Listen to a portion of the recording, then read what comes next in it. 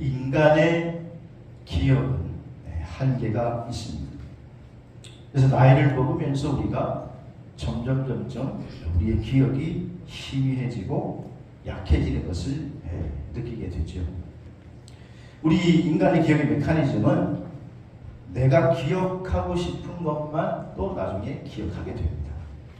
그래서 잊고 싶은 과거는 자연스럽게 기억에서 멀리 사라져버리고 또 그것이 우리 생존을 위해서도 그렇게 돼야만 하는 것이죠. 만약 불행했던 과거만 계속해서 떠안고 살아간다면 그 사람이 어떻게 정상적인 삶을 살아갈 수가 있겠습니까? 그냥 우리 신앙생활에 있어서도 이 기억이라고 하는 것이 상당히 중요합니다. 신앙생활을 잘 하려면 적어도 우리가 두 가지를 잘 기억해야 하는데, 첫째는 내가 죄인이었다라고 하는 사실이에요. 우리가 처음부터 의인이 된 것이 아니고 우리는 죄 가운데 빠져있던 사람들이었습니다.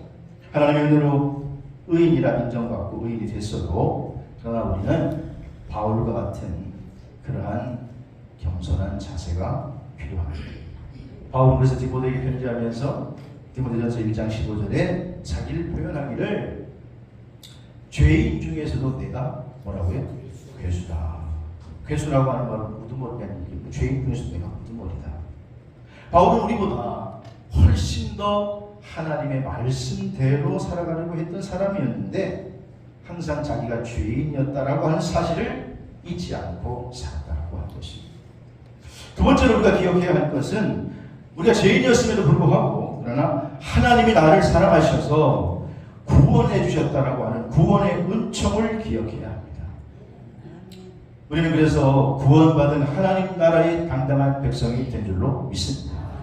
여전히 두 가지를 기억하고 살아간다면 우리의 삶에 여러 가지 환경이 찾아오겠지만 그러나 우리의 믿음이 흔들리지 않는 줄로 믿습니다.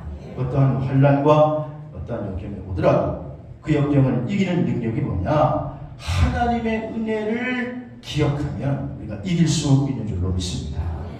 오늘 본문 우리가 함께 읽은 시편 81편은 아사벳이다 그렇게 되어 있습니다. 오늘 보면 아사벳으로 이스라엘 백성들이 절기를 맞이해서 그때 낭송했던 감사 예배시 가운데 하나입니다. 성사학자들은 오늘 이 시편 81편이 장막절에 아마 낭송되었을 것이다 그렇게 주장을 해요. 여러분 이스라엘 백성들에게 절기가 3개 있죠. 3대 절기, 6월절, 오순절, 수장절이라고 하는 장막절, 이 3대 절기 가운데 장막절 때 이것이 불려지고 했는데 장막절이라고 하는 것은 뭐냐? 장막절이 되면 온 이스라엘 백성들이 자기 집에서 나와서 광야나 혹은 들녘이나 혹은 마당에 장막을 치고 청각을 치고 거기서 일주일을 보내면서 하나님을 찬양하고 경배를 드리는 것입니다. 그럼 왜 장막을 치느냐? 과거에 자기 선조들이 광야에서 출애굽했을 때에 40년 동안 장막에 살면서 하나님께서 자기 조상들을 돌봐주시고 먹여주시고 보호해주시니까 하나님의 은혜를 잊지 않으려고 일부러 장막절이 되면 집 밖에다가 들에다가 장막을 치고 거기서 일주일을 거하게 되는 것입니다. 이게 장막절입니다. 그리고 그 장막절에 하나님 앞에 예배를 드리면서 불렀던 노래가 오늘 시편 81편이라고 하는 말씀입니다. 오늘 본문 6절에 보시면 이렇게 표현하죠. 이르시되 내가 그의 어깨에서 짐을 벗기고 그의 손에서 광주리를 놓게 하셨도다. 어깨에서 짐을 벗겠다. 손에서 광주리를 놓겠다. 이게 지금 광야 40년 동안 자기 조상들의 모습을 되돌아보면서 이렇게 표현하는 것입니다. 어깨에서 무거운 짐을 벗겨주시고 그 손에서 짐과 광주리를 놓게 하셨습니다. 짐과 광주리가 뭘까요? 이스라엘 자손들이 애굽에서 노예 생활할 때에 감당해야만 했던 그들의 노역을 상징하는 것이죠. 애굽에서 그들은 근 400년 동안 노예로 살아야 했기 때문에 그들은 애굽 사람들이 명령하면 그 명령에 부역에 참여해서 성을 쌓는 데 동원되었고, 그래서 어깨에 무거운 짐을 지고 광주리에 돌각을 남아서 그들이 일해야 하는 노예 생활을 해야만 했습니다. 근데 하나님께서 그들의 어깨에서 짐을 벗겨주시고 그들의 손에서 광주리를 놓게 하셨다. 이 말은 한마디로 노예 생활을 하나님이 끝나게 해주셨다, 그 말이죠. 그래서 지금 수백 년이 지난 후에도 이스라엘 백성들은 자기 조상들에게 베풀어 주신 그 하나님의 은혜를 기억하며 감사하며 예배를 드리고 있는 것입니다. 그렇다고 하면 과거에 이스라엘 백성들만 애굽의 노예 생활했을 때 그들의 어깨에 짐이 있었을까? 지금 이 노래를 부르고 있는 이스라엘 백성들에게는 짐이 없었을까? 아니 오늘 우리들에게는 짐이 없을까? 여러분, 제가 목회하면서 하나 깨닫는 것은 뭐냐 하면 모든 사람들은 인생의 짐을 지고 살아가더라고 할 것입니다. 야, 정말 저 가정은 만사에 근심 걱정이 없어 보이고 정말 무탈하고 늘 웃음이 넘치고 행복해 보일 것 같은데도 그런 가정이겠지라고 생각이 됐는데 실제로 깊이 들어가 보면 거기에도 인생의 무거운 짐을 듬뿍 안고 있더라는 거예요. 뭐 하나라도 짐이 없는 사람이 없더라고요. 오늘 예배 참석한 분들 만나 가족 여러분에게 여러분 어깨에 무거운 그 짐들이 그 농도의 차이는 있겠지만 다 짐을 지고 살아가는데 오늘 예배를 드리면서 여러분 어깨에 무거운 짐들이 주의 말씀으로 다 벗겨지게 되기를 주여로 축복합니다. 축원합니다. 그래서 오늘 여러분 뭐 말씀을 가지고 어깨의 짐을 벗으려면 이런 제목, 어깨의 짐을 벗으려면 첫째는 어깨의 짐을 벗으려면 부르짖어야 합니다. 부르짖어야. 오늘 본문 말씀 7절을 보시면 7절 내가 고난 중에 어떻게 해요? 부르짖으며 내가 너를 건졌고. 고난 중에서 이스라엘 백성들이 부르짖었을 때 하나님께서 건져주셨다라는 거예요. 여기 부르짖다라고 하는 히브리 동사는 두 가지가 있는데 첫째는 차크라고 하는 말. 차크라고 하는 말은 소리 지르다, 외치다. 어떤 고통이 다가와가지고 내가 하고 소리 지를 때 차크라고 하는 말이 있습니다. 그러나 오늘 본문에 사용되는 이 부르짖다라는 말은 두 번째 카라라고 하는 말. 이것은 고난 가운데 하나님 앞에 기도할 때 하나님의 도우심을 구할 때 쓰는 단어가 이 단어예요. 이스라엘 백성들은 고난 중에 있었지만 그러나 하나님께 부르짖었더니 하나님께서 고난 가운데서 건져주셨다. 그런 말씀입니다. 여러분, 기도라고 하는 것은 그래서 우리 어깨에 무거운 짐을 벗을 수 있는 최고의 목인 줄로 믿으시기 바랍니다. 우리 예수님도 이 땅에 육신의 몸을 입고 오셨기 때문에 무거운 짐을 지고 살아갔습니다. 공생의 마지막 부분에 보면 그분도 십자가라고 하는 엄청난 무게의 짐을 지고 그분이요 십자가를 지시기 위해서 내가 능력이 많으니까 하늘의 천군 천사를 동원한 게 아니에요. 군대를 모집한 게 아니에요. 어떻게 했습니까? 겟세마네 동산에 제자들과 함께 올라가셔서 십자가를 앞에 두신 주님이 겟세마네 동산에 엎드려서 기도합니다. 하나님, 할 수만 있거든 이 잔을 내게서 옮기시옵소서. 지나가게 하옵소서. 그러나 나의 원대로 하옵시고 아버지의 원대로 하옵소서. 그리고 한번 기도하고 내려와서 제자들에게 좀 도와달라고 같이 기도해달라고 와서 보니까 제자들이 어떻게 하고 있어요? 잔다. 그래서 주님이 야, 너희는 한 시간도 나와 함께 깨어있을 수 없더냐. 한 시간도 설교를 졸지 않고 들을 수가 없더냐. 그래서 그렇게 베드로에게 말씀하시는 거예요. 그러니까 마가복음 12장 38절에 보니까 시험에 들지 않게 깨어있으라. 너희가 마음은 원인데 뭐가 약해요? 육신이 약하도다. 이렇게 말씀하셨어요. 다시 기도하라고. 그리고는 다시 이제 들어가 기도하세요. 그리고는 이제 두 번째, 세 번째 기도하시고 내려오면서 말씀하시기를 14장 42절에 보면 이제는 뭐라고 말씀? 일어나라. 함께 가자. 뭐라 나를 파는 자가 가까이 왔는데 파는 자가 가까이 왔어도 두렵지 않다라는 거예요. 그래서 일어나라. 함께 가자. 책방으로 온갖 명령들을 보면서 우리 주님께서 뭐라 그러냐? 일어나라. 함께 가자. 조금 전까지 그 어깨에 무거운 짐이 있었는데 십자가를 져야 하는 무거운 짐이 있었는데 기도하는 동안에 세 번 하나님께 간절히 부르짖어 기도하는 동안에 십자가를 져야 하는, 십자가가 사라진 것은 아니지만 마음의 무거운 짐이 벗어지게 된 거예요. 그래서 일어나라, 함께 가자. 담대한 모습으로 바뀌어서 제자들을 오히려 독려하면서 야, 함께 가자, 일어나라 얘기하시는 거예요. 여러분, 기도는 우리 마음의 무거운 짐을 벗는 비결 중에 비결인 줄로 믿으시기를 바랍니다. 역대상 4장에 보면 유다 지파의 계보가 나와요. 역대라고 하는 것은 쭉 이렇게 족보잖아요, 족보. 거기에 특별한 인물이 나오는데 역대상 4장에 야베스라고 하는 사람이 등장해요. 유다 지파에 대해서 소개하면서 역대상 4장 10절을 보니까 야베스가 이스라엘 하나님께 아뢰이르되 주께서 내게 복을 주시려거든 나의 어떻게요?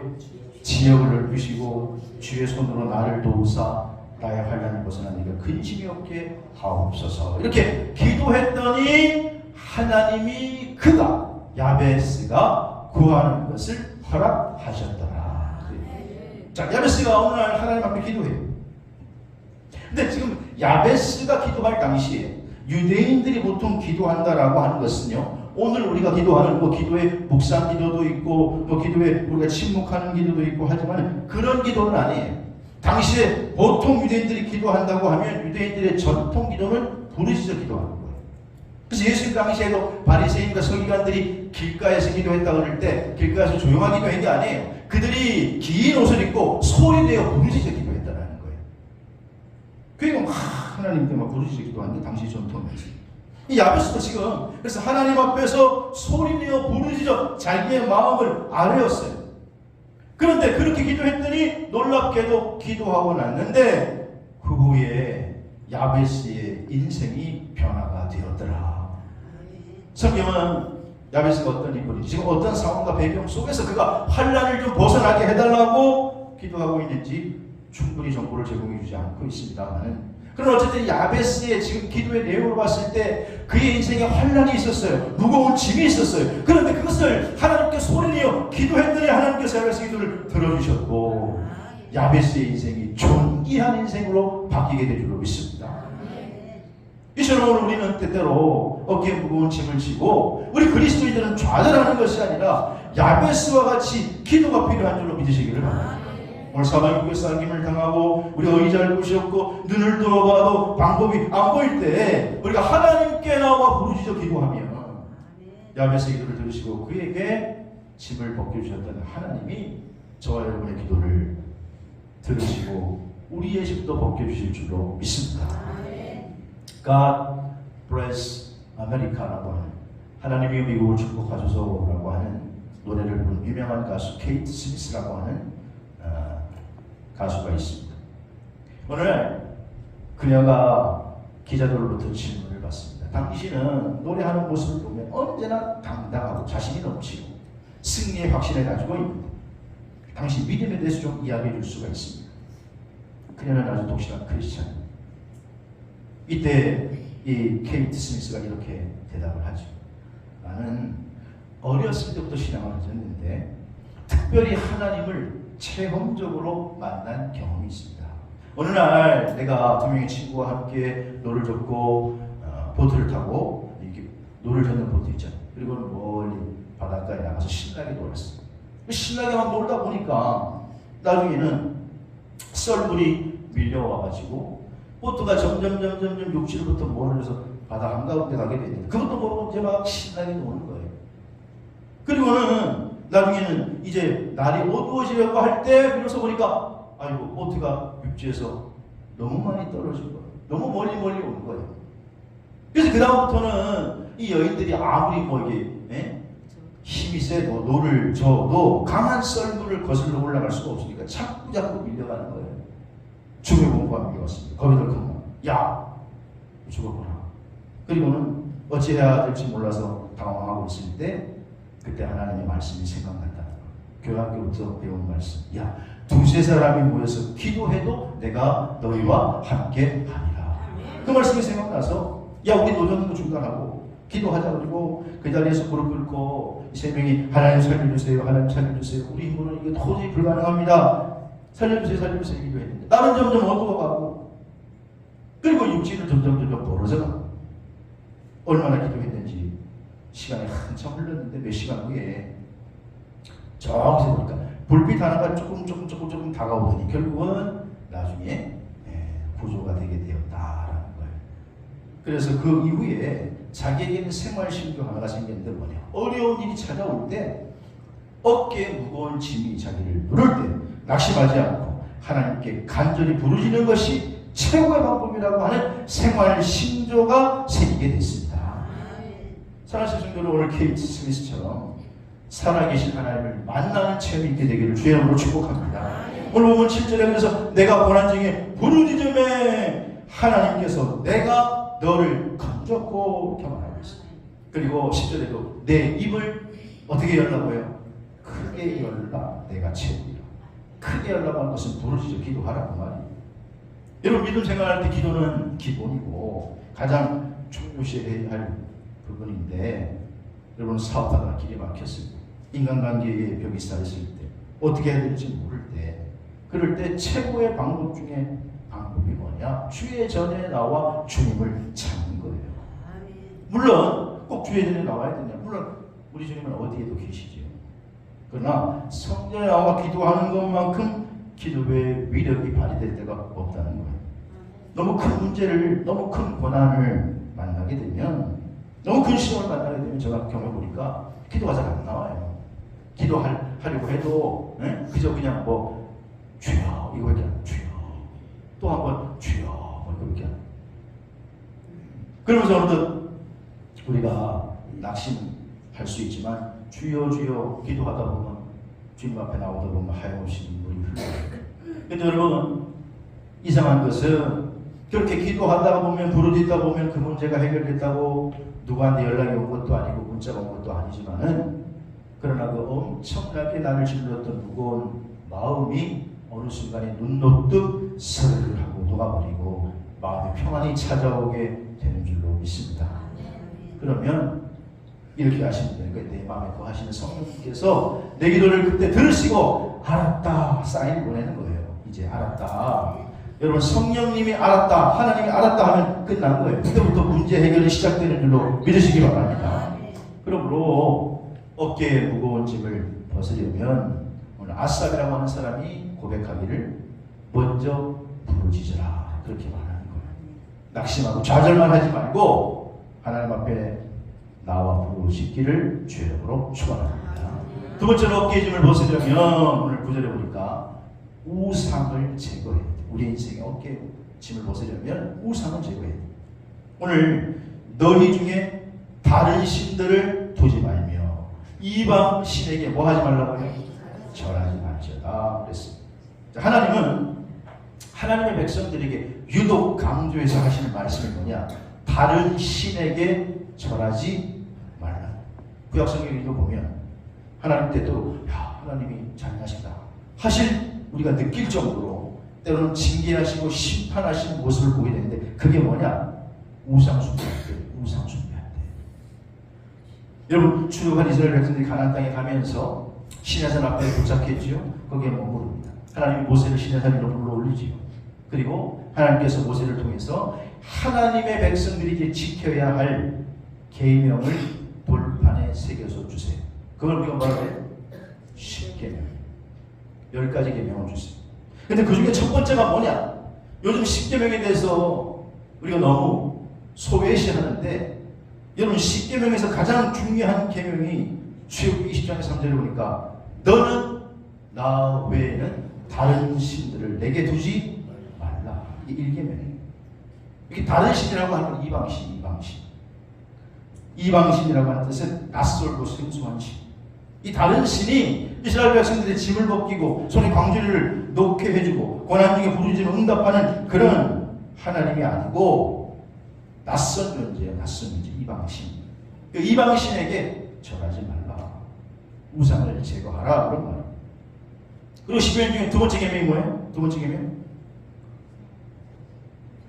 출애굽기 20장 4절에 보면 너를 위하여 새긴 뭐를 만들지 말고 우상을 만들지 말고, 그리고 어떤 형상이든지 만들지 1계명 우상에게 절하지 말고 2계명은 어떠한 우상이라도 만들지 말라. 자, 오늘 아삽이 10편 81편 말씀을 통해서 과거의 이스라엘 백성, 자기 선조들이죠. 자기 선조들의 모습을 기억하면서 우상에 대한 문제를 갑자기 끄집어내요. 우상에 대한 문제. 그 우상을 제거해야 된다는 거예요. 선하신 얼마나 가지고 여러분, 우상을 제거하시기를 주님으로 축원합니다. 여러분, 우상을 제거하니까 우상을 내가 뭐 믿었나? 내가 절간에 가서 부처한테 내가 절한 적도 없고 선앙당에 가서 내가 절하지도 않았는데 그 무슨 상관이냐? 여러분, 하나님은요, 하나님보다 더 사랑하는 것을 우상이라고 부르는 거예요. 그렇다고 한다면 그런 의미로 봤을 때 우리가 여기저기 걸리는 게 많죠. 자, 믿음의 조상 아브라함을 한번 생각해 봅시다. 아브라함 75세 갔다고 해서 부름받아서 하나님께서 내가 너를 복의 근원으로 삼고 내 후손이 장대하게 하리라 그랬어요. 그리고 아브라함이 100세에 이삭을 낳았습니다. 아브라함 입장에서 한번 생각해 보면 100세에 얻은 아들인데 귀하디 귀하지요. 또 아브라함은 부자입니다. 당시에 족장 시대였기 때문에 아브라함은 대족장에 막강한 부를 가지고 있습니다. 그러니 얼마나 이삭을 이뻐하고 사랑했을까. 요즘 아주 할아버지 할머니들이 말만 하면은 자기 손자 손녀 얘기하는데 아주 듣기가 싫어요. 아주 그냥 손자 손녀 이쁘다고. 그러니까 비교도 안 될 정도로 아마 엄청 예뻤을 거예요. 그런데 하나님이 가만히 보니까 이 아브라함이 하나님보다 이삭을 더 사랑하네. 그래서 하나님이 아브라함을 한번 시험해 보십니다. 창세기 22장 1절에서 2절에 보면 이렇게 말씀하고 있어요. 다시 읽어봐요. 시작. 그 일 후에 하나님이 아브라함을 뭐 하시려고? 시험하시려고. 하나님이 시험하시려고 했다는 거예요. 시험 테스트를 하는데 내 사랑하는 아들 독자 이삭을 데리고 모리아 땅 가서 번제를 드리라. 자, 이삭을 죽이려고 한 게 아니에요. 하나님이 아브라함을 뭐 하시는 거예요? 시험하시는 거예요. 시험했는데 그 시험이 뭐 호락호락한 시험은 아니었어요. 아브라함이 정신이 번쩍 들었어요. 천천변력한다 하나님의 명령 앞에 야 이거 어떻게 해야 되냐. 그러면서 모리아 땅으로 3일길을 아브라함이 가야 하는데 가면서 아브라함이 무슨 생각을 했겠냐는 거죠. 아, 내가 하나님보다 하나님 주신 선물을 더 사랑했구나. 가면서 그는 철저하게 배겨 하나님의 명령대로 번제단을 만듭니다. 장작을 쌓습니다. 그리고 자기가 사랑하는 아들 이삭을 위에 올려놔요.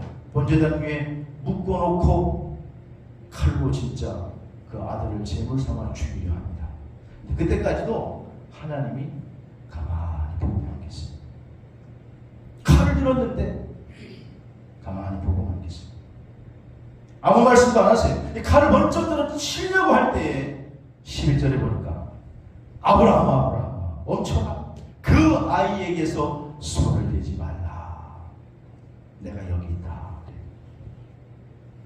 그리고 말씀하시기를 네가 네 아들 독자까지도 내게 아끼지 아니하였으니 내가 이제야 하나님을 경외하는 줄을 아노라.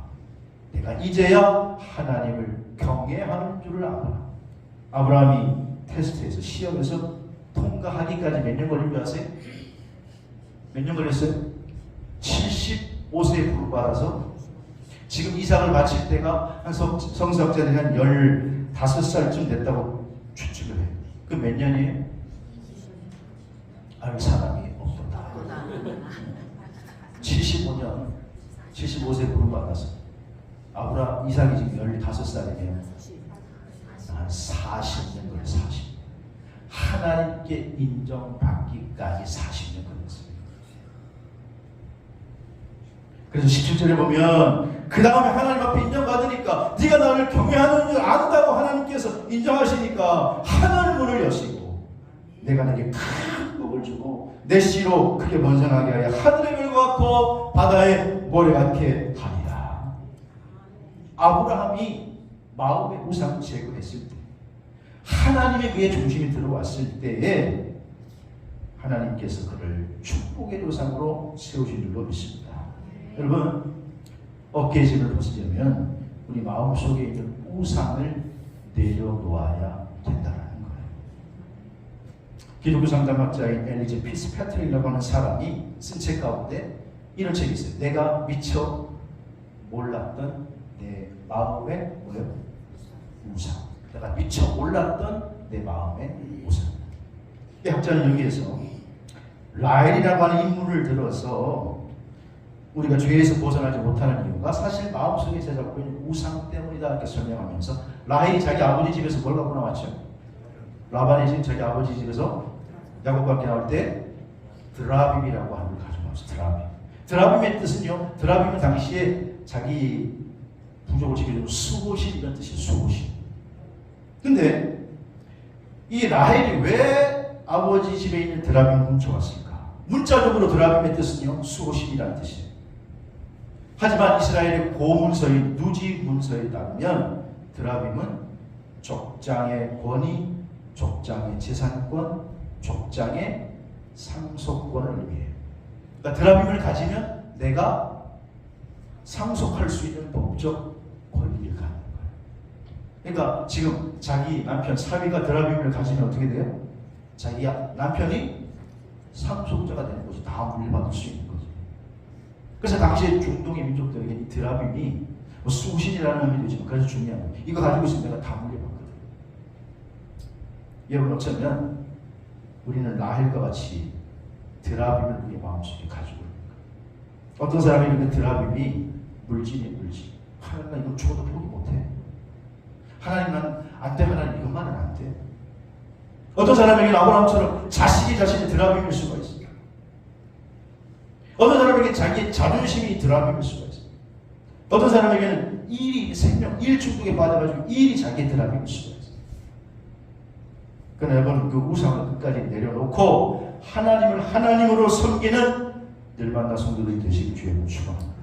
그렇게 우상을 제거할 때 마음의 짐을, 어깨의 짐을 벗어볼 수가 있다는 거예요.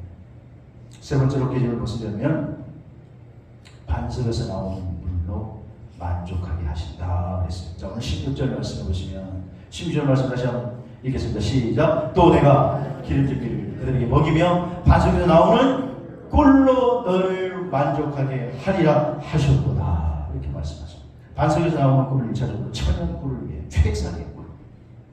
이것은 예전에 경험했던 반석을 쳐서 나오는 물과 비교가 안 되는 하나님께서 주신 복 중의 복, 하나님의 축복 중의 축복을 가리키고 있는 거예요. 여러분, 분명한 것은 오늘 하나님께서 내가 나를 사랑하는 것보다 하나님이 나를 더 사랑하시는 줄로 믿으시길 바랍니다. 우리는 때때로 밀어내가지고 하나님이 나를 사랑하시는 것에 대해서 깨닫지 못해요. 그런데 디모데후서 1장 7절에 보면 하나님이 우리에게 주시는 것을 두려워하는 마음이 아니에요. 오직 능력과 사랑과 절제하는 마음이다 그랬어요. 그러므로 사랑하시는 여러분, 우리가 어깨짐을 벗으려면 첫째는 기도하고 부르짖어야 하고, 두 번째는 우리에게 우상을 제거해야 돼요.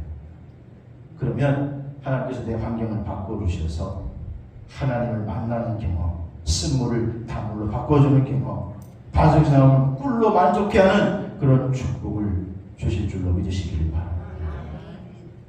열왕기하 20장에 보면요, 고민하는 한 왕이 있는데 그는 39살인 히스기야입니다. 근데 이 히스기야가 병이 걸려 죽게 됐습니다. 선지자 이사야가 와서 말합니다. 야, 하나님이 나보고 대언하라고 얘기하는데 너는 집을 정리하라고 하더라. 네가 살고 죽지 못, 네가 죽고 살지 못하리라. 하나님께서 그렇게 말씀하셨다.